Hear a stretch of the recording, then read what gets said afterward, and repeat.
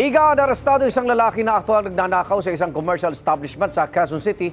Ang suspect nakuhanan pa ng gun replica na ginamit niyang panakot sa mga otoridad. Aminado siya sa krimen. May unang balita si James Agustin. Nagpalingali nga pa na tila kumukuha ng tiyempo ang lalaking ito na nakunan sa CCTV ng isang nire-renovate na commercial establishment sa Barangay Sacred Heart, Quezon City. Maya-maya pa pumasok siya at isinara ang pinto. Ang sumunod na eksena, dahan-dahan na niyang inilalabas ang isang LPG tank.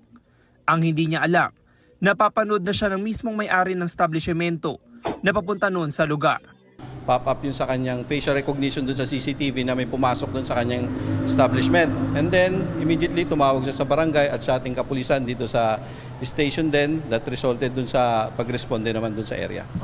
Nagtatakbo ang sospek nang mapansin ang pagdating ng mga otoridad. Pumunta rin siya sa ikalawang palapag ng establishmento. Doon sa may bandang kusina, doon siya nagtago, nilak yung pinto pero nabuksan na ating operatiba.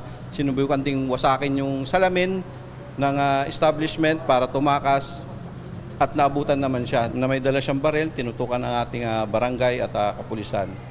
Nabawi mula sa 23 anyos sa sospek ang ginamit niyang gun replica at LPG tank na naiwan sa compound ng commercial establishment. Aminado siya sa nagawang krimen. Nagnakaw po ako. Kasi, Kailangan lang po. ano gagawin niyo doon sa LPG tank? Ibebenta po. Yung gun replica na sa'yo ba yun? Panakot lang po yun, sir. Sa record ng pulisya, ito na ang ikatlong beses na naaresto ng sospek dahil sa pagnanakaw.